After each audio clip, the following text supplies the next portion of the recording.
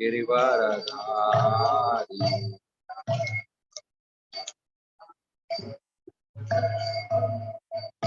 यशोदानंदन व्रज जन रंजन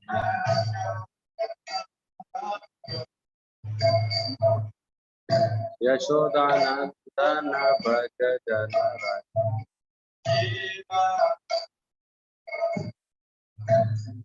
मुनपीरा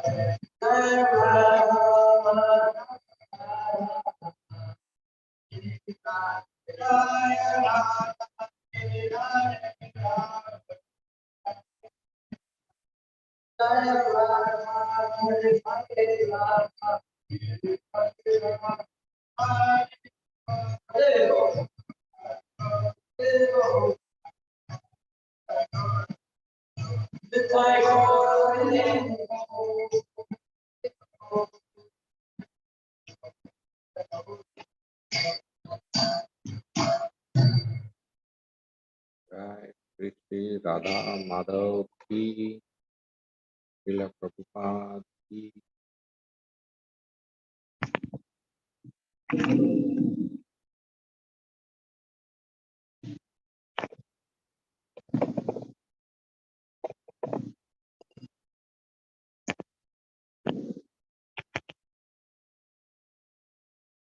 हरे कृष्ण। ओम नमो भगवते वासुदेवाय।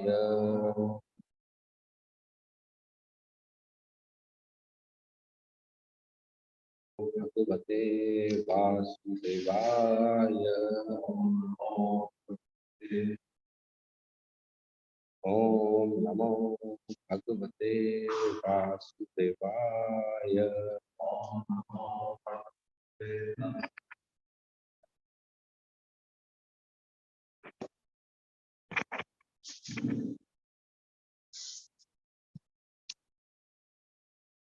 We are reading from Srimad Bhagavatam, Canto 4, the creation of the fourth order, Chapter 20, Lord Vishnu's appearance in the sacrificial arena, verse number 17, Srimad Bhagavatam 4.20.17.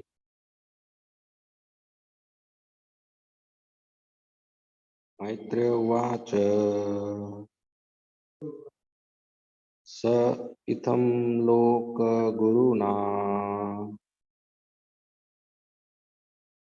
विश्वक्सेनेन Vishwajit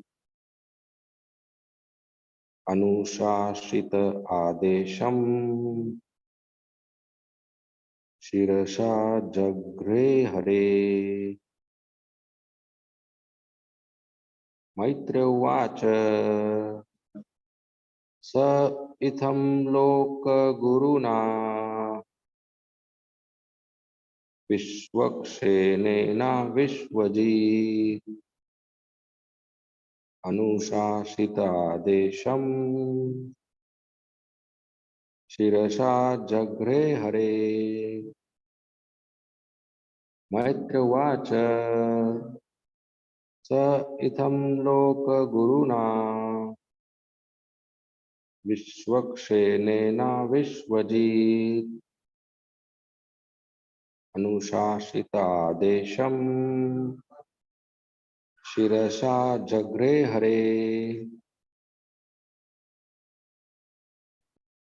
Maitreya उवाच स इत्थं लोकगुरुना विश्वक्सेनेन विश्वजित् अनुशासित आदेशम् शिरसा जगृहे हरे। Maitreya Vacha, Maitreya said, Sa he, Itham, thus, Loka Guruna, by the Supreme Master of all people, Vishwaksenena, by the personality of Godhead, Vishwajit, the conqueror of the world, Maharaj Puthu, Anushashita, being ordered, Adesham, instructions, Shirasa, on the head, Jagre, accepted, Hare, of the personality of Godhead. Translation and purport by Srila Prabhupada. Translation. The great saint Maitreya continued, My dear Vidura, in this way, Maharaj Prithu, the conqueror of the entire world, accepted the instructions of the Supreme Personality of Godhead on his head. Purport by Srila Prabhupada. One should accept the instructions of the Supreme Personality of Godhead by bowing down at the lotus feet of the Lord. This means that anything spoken by the Personality of Godhead should be taken as it is, with great care and attention and with great respect. It is not our business to amend the words of the Supreme Personality of Godhead or make additions or alterations, as it has become a custom for many so-called scholars and swamis who comment on the words of Bhagavad Gita. Here, the practical example of how to accept the instruction of the Supreme Personality of Godhead is shown by Puthu Maharaj. This is the way to receive knowledge through the Parampara system.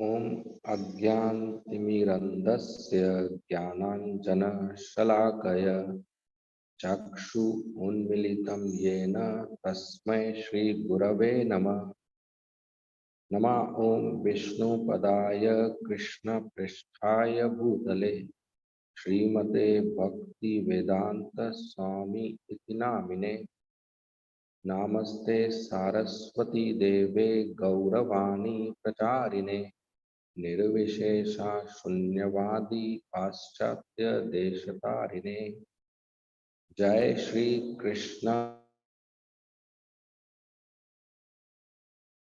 Gadadhar Shivasadi Gaur Bhakta Vrinda Hare Krishna Krishna Krishna Hare Hare Hare Rama Rama Rama Hare Hare.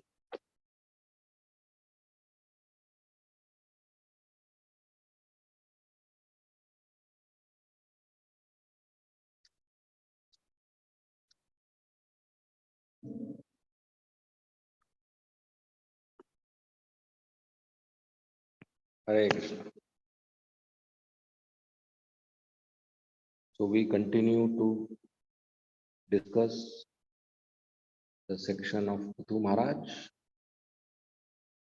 and being pleased with Puthu Maharaj, Lord Vishnu comes down to give him darshan, and Lord Vishnu gives him lots of instructions to pacify his disturbed mind.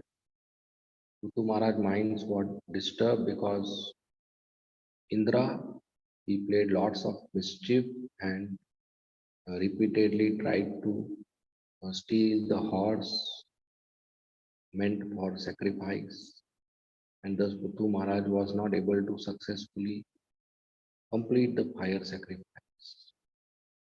Eventually, Lord Brahma came and told Puthu Maharaj, you cancel your yajna because Indra is again and again doing mischief, and I do not have anybody else presently to replace Indra, so I can't hire him, and we should not kill him.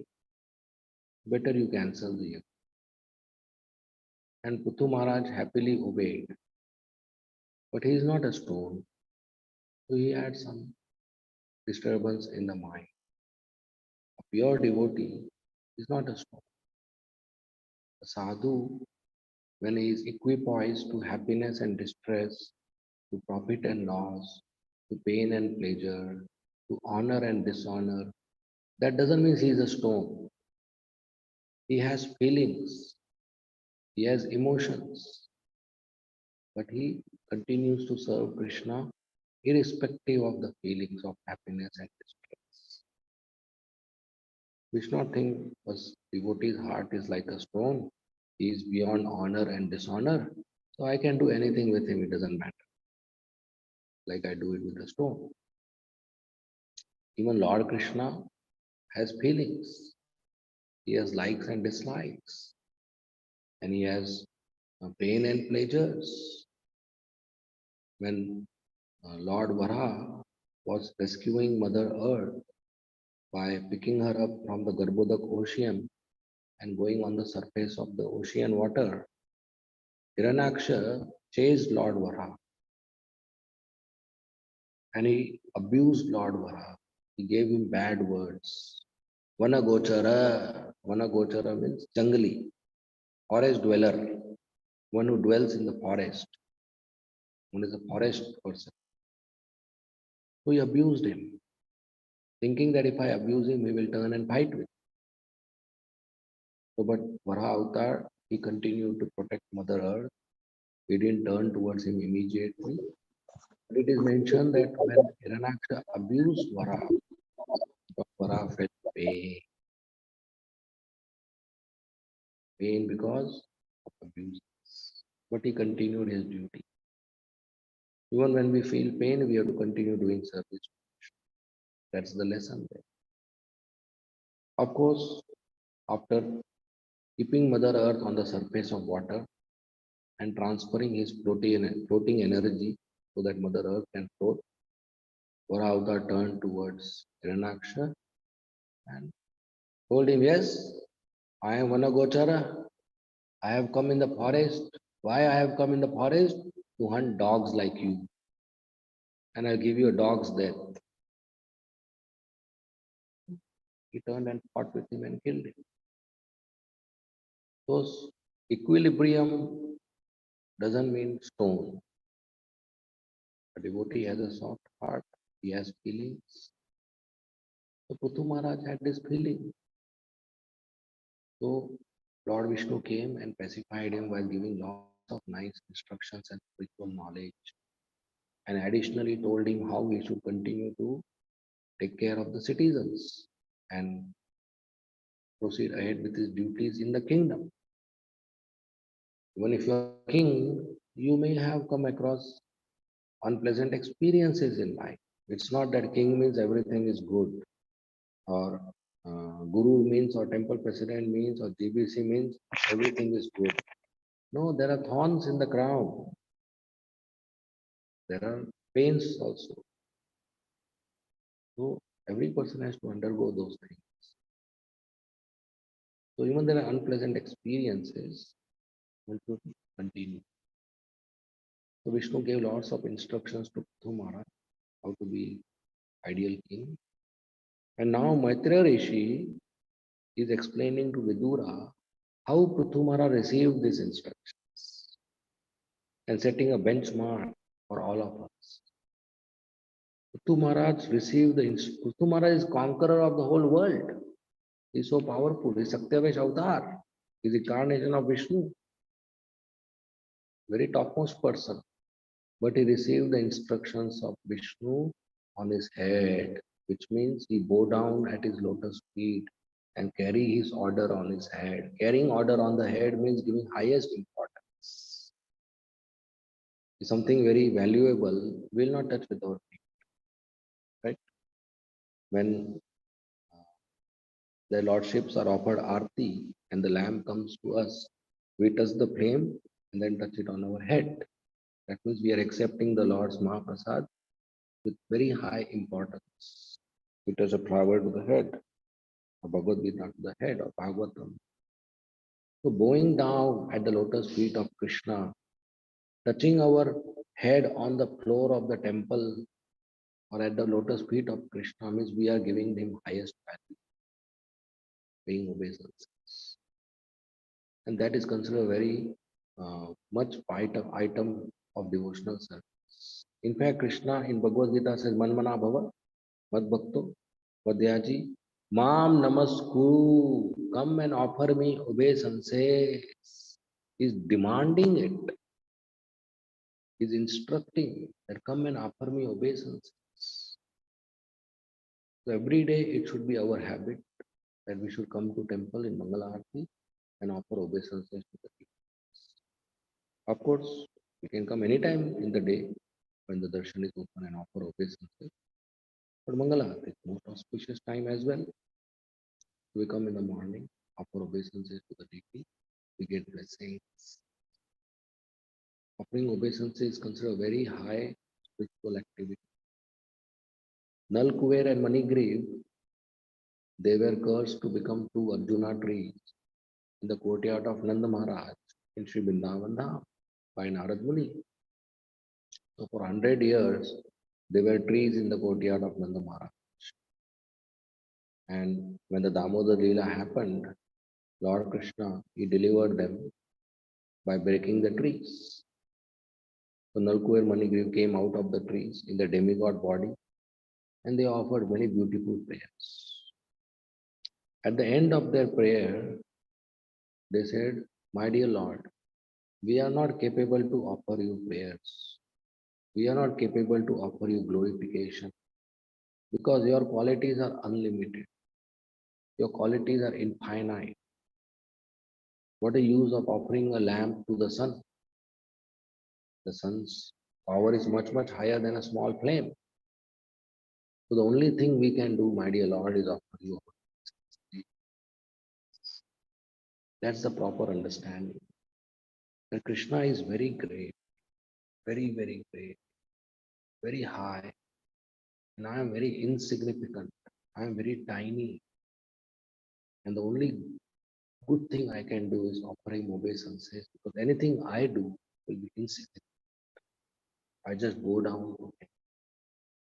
The more we know Krishna, the more we don't know Krishna. He is so great. We can't understand him. If you meet any person in your life who says, I have understood Krishna, then you should understand that he has not started it. Impossible to understand Krishna completely. The more you try to understand Krishna, the more we fail. Better offering obeisances. So offering obeisances is highest realization in spiritual life. Mercifully, Srila Prabhupada gave us on the first step. That come to temple and offer obeisances. Even children do that.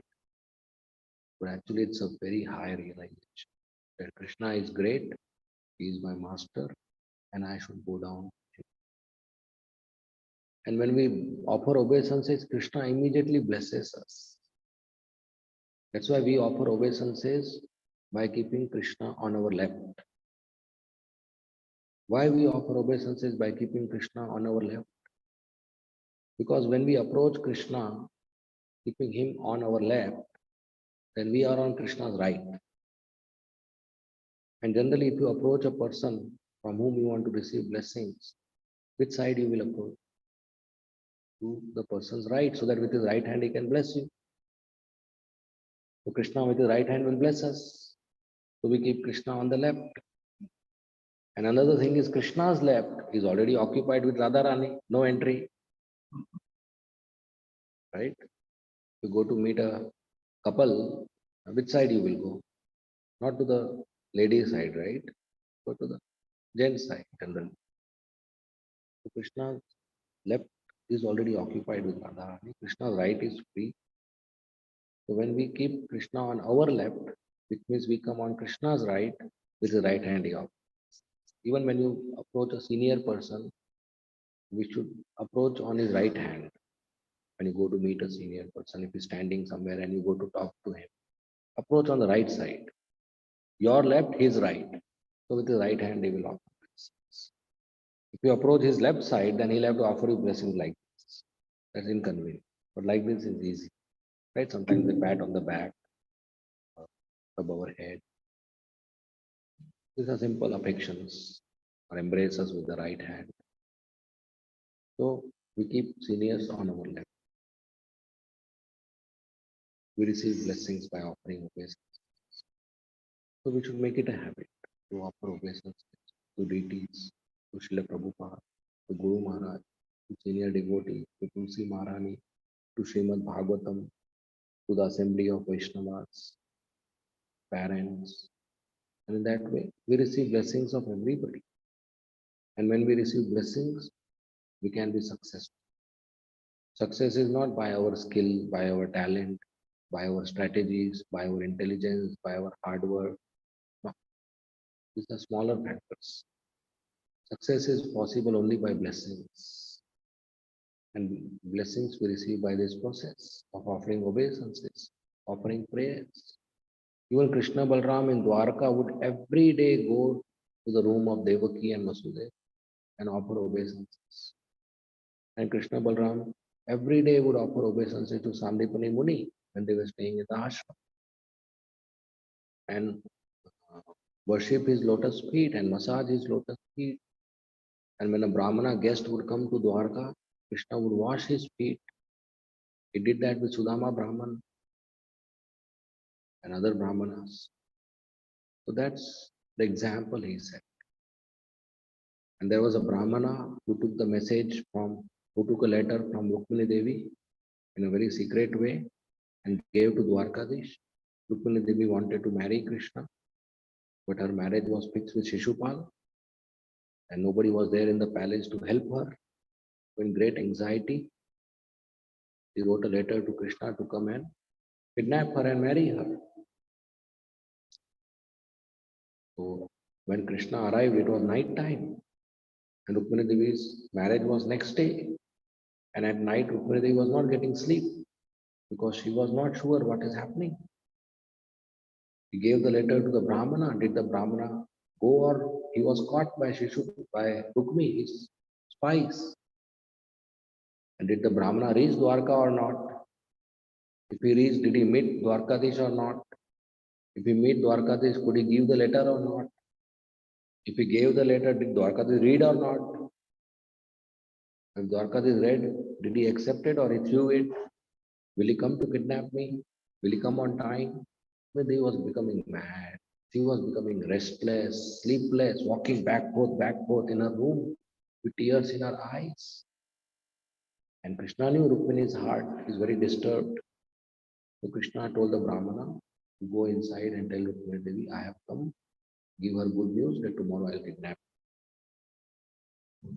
The Brahmana went inside and told Rukmini Devi good news. Rukmini Devi was so happy, she wanted to gift something to the Brahmana. And she is Lakshmi. If Lakshmi wants to gift, he can give jewels and pearls and kingdom and wives and cows, and grains, villages, Lakshmi, everything. But what did she give? He offered obeisances to the Brahmana and told the Brahmana, I have lots of jewels and pearls, but the highest thing I can give you is my obeisance. So offering obeisances is more than offering anything else, because that is an expression that you are superior to me. I bow down to you. I accept your instructions as order and I will fulfill those instructions. I respect you. I surrender to you. It's not just a mechanical activity. So Puthu Maharaj accepting instructions of Vishnu by bowing down as it is. This is very important. Krishna's instructions in Bhagavad Gita has to be accepted as it is. Not that something I don't understand, so I modify. I make a change. I add or subtract. No. When Srila Prabhupada started his preaching in USA, America, so after the class, there will be question and answer. And Prabhupada will answer the questions of all the audience. There was one question asked to Prabhupada, which he had no answer. Can you imagine? There was one question asked to Prabhupada, he couldn't answer. I tell you, one lady after the class asked Prabhupada, Swamiji, I want to read Bhagavad Gita. Which edition I should purchase from the market? Prabhupada had no answer. Because at that time there were hundreds of editions of Bhagavad Gita, hundreds of authors had written Bhagavad Gita in the market, but not a single one was bona fide. Prabhupada had no answer. He wrote Bhagavad Gita as it is. Then he had an answer, purchase this, read this. This is bona fide, as it is.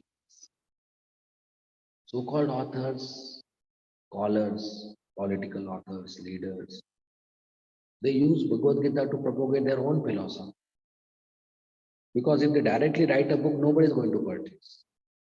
But Bhagavad Gita is a brand, good value, brand value. So they write outside Bhagavad Gita, but inside their own philosophy, not as it is. So that's not good. One should not change the words of Krishna. One should not add or subtract. There is this popular verse which I want to read, but I'll just refer to it. This Yoga Shema Mahamyam, where Krishna says that I maintain personally my devotees, I preserve what they have, and I carry what they lack. So there was one Brahmana, Arjunacharya, in South India, very, very big Pandita, very big scholar. He was carefully studying Bhagavad Gita. He was very poor. So he came to this verse where Krishna says, I personally take care of devotees. So he started thinking, no, how can Krishna personally take care? There are so many devotees. So he used his pen and removed one word from the verse. He said he cannot personally do it. He will do it through his agencies. I will not take care. I will arrange the care. See the difference? Krishna says, I will maintain, but he cut it and he wrote, I will arrange to maintain. So Krishna will arrange through some other person to maintain his devotees, to parents, government, like that. Because he thought Krishna cannot personally do so much. And how will you do personally? There are so many millions of. So then he went to do bhiksha. He was very poor. He would hardly get some bhiksha. If he gets something, he will bring back. His wife will cook, and they will eat. So till late evening, he didn't come back because he didn't get anything that day. He eventually came empty-handed. When he came, his wife was eating feast. He was surprised. He said, "I didn't bring anything. There is nothing in the house, and my wife is eating feast." Okay, somebody gave, but how can she eat before me? Generally, wife eats after husband. He was surprised. He asked the wife what happened. What had happened is there were two beautiful boys who came and they gave lots of foodstuff to the wife and told your husband, our Gurudev, he has sent us and he told us to give you these foodstuffs and he told you to make nice feast and he has also told that he will be eating outside, so he will be coming late. So you make and eat and we are going immediately. I was surprised to see two new boys as two new disciples of husband whom she never saw, and they were very beautiful and very small, carrying so much load. He said, "Where is my husband?" He said, "He has gone to the river and he gave us the food to give delivered to you." He said, "You boys sit down. How can you carry so much load?" He said, "No, no, we have to go. Your husband will get angry if we get late. When we were coming here, it was very difficult for us to carry. So he hit us." Wife was surprised. "My husband hit you?" And they opened the shirt and showed there were marks on the back. I thought, my husband is so violent, hitting small boys. That's child abuse. The boys left. The husband came and saw wife eating fish. He was surprised. He said, "From where did you get this food?" He said, "Your disciples gave me." "Two disciples?" He said, "Those two beautiful boys came." He said, "I don't know. Anyway, somebody must have given. Give me also some food. I'm hungry." The wife said, "But I want to ask you something. I'm very angry on you. Why did you hit those two boys?" Now the husband was shocked. He said, "I didn't hit anybody." He said, "Yes, they showed me the marks on their back. Why did you hit them?" Husband asked her, "Who were those boys?" Then when she described, he realized they were Krishna Balaram. Krishna Balaram personally came to deliver food to prove the words that I personally maintain my devotees. Then what about the marks? So because he strike the word in Bhagavad Gita, he cancelled one word in Bhagavad Gita, and Bhagavad Gita is not different from Krishna. It was like beating Krishna. There was a mark on it. We should not alter, think that I am better, I understand more. We may read and we may not understand. That doesn't mean it is wrong, or that doesn't mean it requires a change. It requires a change inside our intelligence. We need to change our intelligence to understand. And same goes for the Acharya's words in the Parampara. Even if there are grammatical errors, Krishna is pleased with this composition because Krishna is Bhavagrahi Janardhan. When Chaitanya Mahaprabhu was performing his scholarly pastimes as Nimai Pandit in Navadip, one day Ishwar Puri came to Navadip and he straight came to the house of Advaita Acharya and he sat down. And Advaita Acharya saw Ishwar Puri. He was not in a sannyasi dress, Ishwar Puri. Advaita Acharya said, saw his effulgence, he could understand he's a Vaishnava, even though he's not in the dress. He said, "My dear sir, who are you? Are you a Vaishnava sannyasi?" Ishwar Puri said, "No, no, I am a Shudra. I am lower than a Shudra, very sinful person." But Advaita Acharya could recognize that he is humble and he is a sannyasi, even though he is not in the dress of a sannyasi. So there was Mukund, who was Advaita Acharya's friend, another Vaishnava. He started singing the shlokas of Bhagavatam. And as he started singing the shlokas of Bhagavatam, glorifying the beautiful form of Krishna, Ishwarpuri started getting ecstasy. Tears started coming from his eyes, and hairs were standing. His body became stunned and trembling, and he fell down unconscious. And immediately Advaita Acharya picked him up.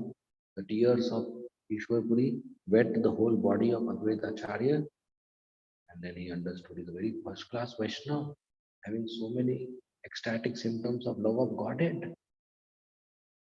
So then he recognized him that he is disciple of my Guru Maharaj, my God brother Ishwarpuri. He can have such symptoms. Madhandapuri is the Guru of Advaita Acharya as well as Ishwar. So then he stayed with Advaita Acharya for many days. And then he would travel and walk to Ganga every day. So one day on the road he met Nimai. First time Ishwarpuri saw Nimai.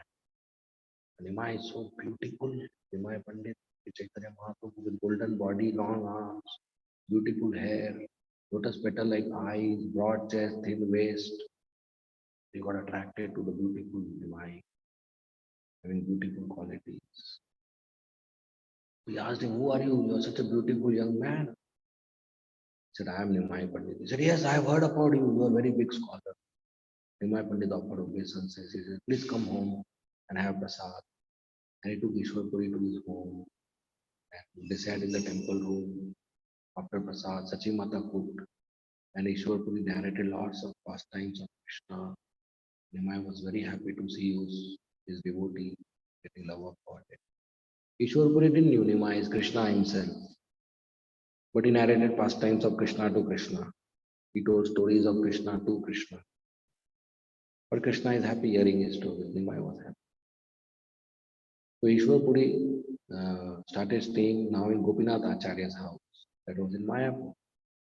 And Ishwarpuri met Gadadhar Pandit. Gadadhar Pandit from childhood was a very, very renowned simple boy. And Ishwarpuri also was very renowned simple person from childhood. So they became close to each other. So then Ishwarpuri had written a book, Krishna Lilamrit. So he started teaching that book to Gadadhar Pandit. And Nimai would often come and pay obeisances to Ishwarpuri and spend time with him and hear Krishna's pastime. So once they became little close, one day Ishwarpuri told Nimai, "You are a very big scholar, very big pandit. Everybody tells me. I have written a book, but I want you to have a look at that book and tell me if there is some fault, some grammatical errors." Nimai said, "My dear Prabhu, if anybody finds fault in your book, he will be the most offensive and sinful. Even Krishna doesn't find fault in the composition of his devotees. Even if the devotee does fault, when there's a grammatical error, but Krishna accepts the glorification because Krishna only wants a good bhav, good loving affection. Even if the composition is wrong, even if the composition is faulty, but Krishna doesn't mind. Krishna accepts the bhav behind the composition. So you cannot do any fault, but devotee cannot write anything faulty. And even if it is faulty, if Krishna has accepted it is successful, it doesn't need to be changed. So I don't want to do any sinful offensive act. Ishwarpuri's heart melted hearing these nectarian words. He said, "Look, Nimai, you will not be doing any offense. I am requesting you, help me. If there's some grammatical error, I want to correct it. And you know more than me. You are a scholar in grammar. You are a teacher in grammar. You are a pandita." So finally, Nimai as a service agreed. He said, "Okay, I will have to." So every day, 2 hours, they will sit and read one by one pages and analyze all the verses. And Nimai would give his opinions, but he never found a fault. Everything was perfect. So at one verse they came, and Nimai said, the verb root, in Sanskrit there are verb roots. The verb root used here is wrong. You should have used another verb. This is not a correct verb. That's a mistake. And then the session ended, Nimai left. Whole day Ishwarpuri started thinking about the feedback and doing the analysis from different angles of it. And finally, he concluded, no, what I used was correct. What Nimai is suggesting is incorrect. This was Ishwar Puri's analysis. The next day, Nimai Pandit again came for their session. And Ishwar Puri told, dear Nimai, yesterday you offered such a nice feedback, but I thought about it for many hours together. Whole day I thought, and I think I was correct. Your feedback was correct. Nimai accepted, he said, yes, yes, you are correct. And after that, he never found a fault. So, this is a nice pastime where Sri Chaitanya Mahaprabhu taught that one should not try to correct one's guru, or the words of one's guru, or the words of Acharya. If one thinks they are faulty, they are not. It is our intelligence which is faulty. And even if there are some rules of the language which says it's faulty, one should accept it because Krishna has accepted it. So once I should accept the instructions in the parampara as it is. One should not think there are faults. Like when Parikshit Maharaj renounced his kingdom after getting the curse of Shringi Rishi that in 7 days he will die, he sat on the bank of the river, fasting until death. So Jiva Goswami says he sat on the bank, sorry, Shukdev Goswami, or in the Bhagavatam it says he sat on the bank of Ganges. And Jiva Goswami says, no, no, he sat on the bank of Yamuna. So two acharyas talk about the same river and two different names. Srila Prabhupada mentions this in the purport. I don't remember the name of the acharya. One acharya says Ganga, one acharya says Yamuna. And Prabhupada didn't give the conclusion that this acharya is correct, it is Ganga, this acharya is wrong. He didn't give the conclusion. He says sometimes acharyas differ and that's okay, it's transcendent. And he leaves it. So Prabhupada didn't try to correct or doesn't try to give his conclusion that which river it was. He says both are correct. And there are many more places in Bhagavatam where two acharyas, sometimes Sridhar Swami and they differ. But the devotees in the parampara, they accept the difference as transcendent. Rather than thinking that let's reconcile it, let's correct it. Once Vallabhacharya was a great acharya. He multiple times met Chaitanya Mahaprabhu. And he would always go and share some of his composition so that Chaitanya Mahaprabhu thinks highly of him. But always some or other error will come and he will feel embarrassed in the association of devotees. So one day Vallabhacharya told Chaitanya Mahaprabhu in front of everybody that I have written a commentary on Bhagavatam and many places it is better than Sridhar Swami's commentary. Sridhar Swami is the original commentator of Srimad Bhagavatam. Chaitanya Mahaprabhu accepted his commentary. So all the commentaries, bona fide commentaries, should follow Sridhar Swami's commentary because it's the original commentary. Of course, before that, Vyasdev has written Bhagavatam. So he said, I have written some places better than Sridhar. I have done more research, more analysis. He has written Subodhani Tika, his commentary. He has a sampradaya. So when Chaitanya Mahaprabhu heard this, he didn't like it. He didn't talk much. He said only one thing. He said, one who doesn't accept the Swami, I consider him prostitute. That means if a lady doesn't accept her husband, and instead of her husband, she accepts somebody else, and she is a prostitute. And Sridhar Swami is our husband. He is the original commentator. One should accept his commentary. One should not try to bypass. So this loyalty is very important. This understanding is very important. Then only this knowledge will continue for 10,000 years. If somebody thinks I will change one verse or one purport, and after a few years somebody else comes and he thinks I will change one verse or one purport, after 1,000, 2,000, 3,000 years, you will have a very new book. Little change. So that deviation. Bhakti should be undeviated. Just like if there's an ant going from this wall to this wall in straight line, A to B, straight line. Suppose on the way, the ant takes a small 0.0001 degree turn. Is it still close to the path? You got my point? By taking a 0.0001 degree turn, is the ant still on close to the path? Yes, right? Just very close. And continues to walk, continues to walk, continues to walk. Very small turn. Where will the ant reach? Will it reach point B? Will reach there. This is called even a small deviation. Instead of reaching Krishna, we reach somewhere else. From there, the ant has to restart the journey towards point B. And again, there's a small deviation. The ant will reach. The ant will go all around the temple room but never reach B if every time the ant chooses a path, straight line, but deviates little. So for millions of births, we'll keep deviating, we'll never reach Krishna. The only way is follow. So the instructions of Krishna are beyond human defects. We study there are 4 defects in humans: committing mistakes, being illusion, prone to cheating, imperfect senses. They are not in Krishna, they are not in Vyasadeva.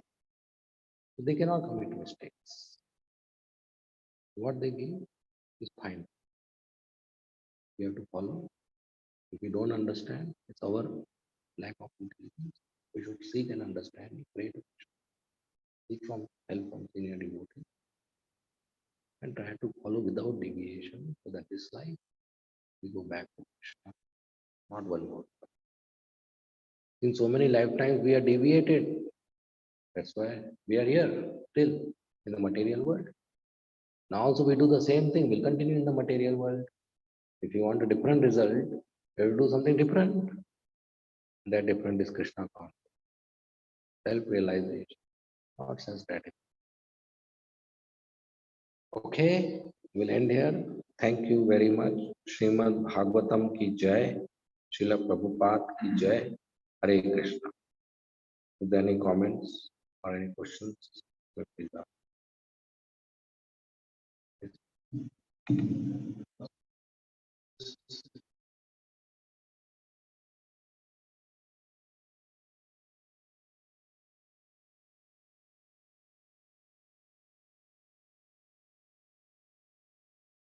Sorry. Yeah.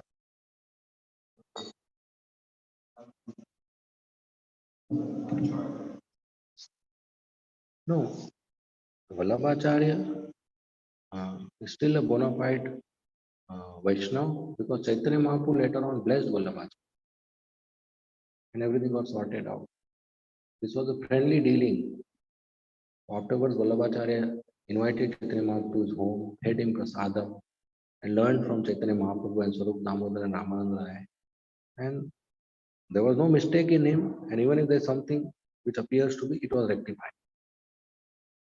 We don't have to go to his past to judge his performance today. Everything was rectified and he was a bona fide recipient of Chaitanya Mahaprabhu's mercy. Like Jagai Madai. In the past, they were drunkards, but today we don't have to use that history to identify them. They received Chaitanya Mahaprabhu's mercy and became pure devotees and acharyas. Is that okay?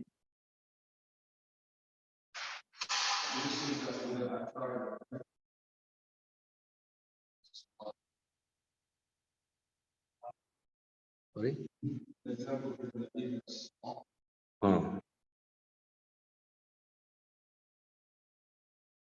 No, no. When Acharya performs such pastimes, it's only to teach us. So one of the important lessons to teach us is one should follow Sridhar Swami's commentary when one has to write books. So Chaitanya Mahaprabhu taught this through Vallabhacharya. One important lesson of how to be humble. Chaitanya Mahaprabhu taught it through Goswamis. Jiva Goswami also twice was chastised and punished by Rupa Goswami. You know that first time. But that doesn't mean Jiva Goswami was at fault or Rupa Goswami was at fault. So Yudhishthira Maharaj gambled. And there's one of the regulative principle, no gambling. How can a Yudhishthira Maharaj, pure devotee Mahajan gamble? but to teach us that even if I gamble, it doesn't work. How can you gamble? So Krishna uses his devotees to teach us. Chaitanya Mahaprabhu used all his devotees to teach one item to everyone, or more than one item. So when he's teaching one item, that doesn't mean that Acharya is at fault. Because who will interact with Chaitanya Mahaprabhu? Not a conditioned soul, right? Only pure devotees. So he used pure devotees to teach us. He even told Sachi Mata did offense to Advaita Acharya. I will not give Krishna Prem to her. You know that first time. What does that mean? Sachi Mata is at fault? No, he was teaching us that Vaishnava Prad is very dangerous. So he used Vallabhacharya to teach us that one should not try to bypass the previous. I will not. Historically, it all got rectified after Chaitanya Mahaprabhu gave him mercy.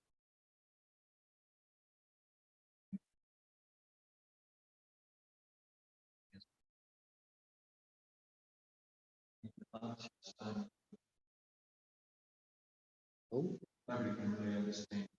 big.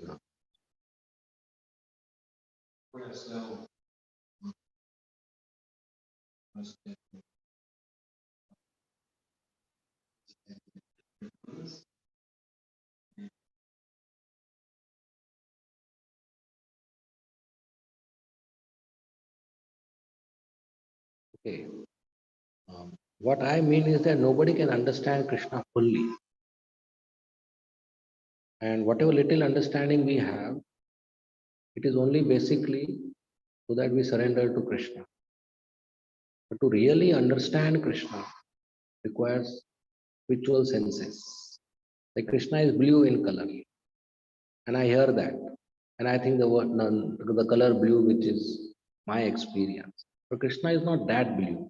He's transcendental blue, which is not my experience. So did you understand Krishna is blue? Seems yes, but actually no. Only when we have spiritual senses, we will understand what is that blue. Right? So we don't understand Krishna fully. We only understand by the mercy of Srila Prabhupada when Krishna reveals himself to us, not by our effort, but by his mercy, so that we surrender to him. Is that okay? And the greatest understanding you will have by reading Bhagavatam is that I cannot understand. He is infinite.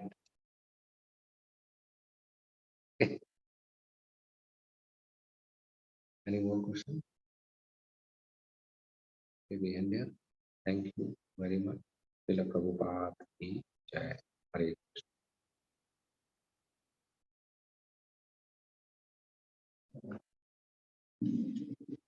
Hare Krishna.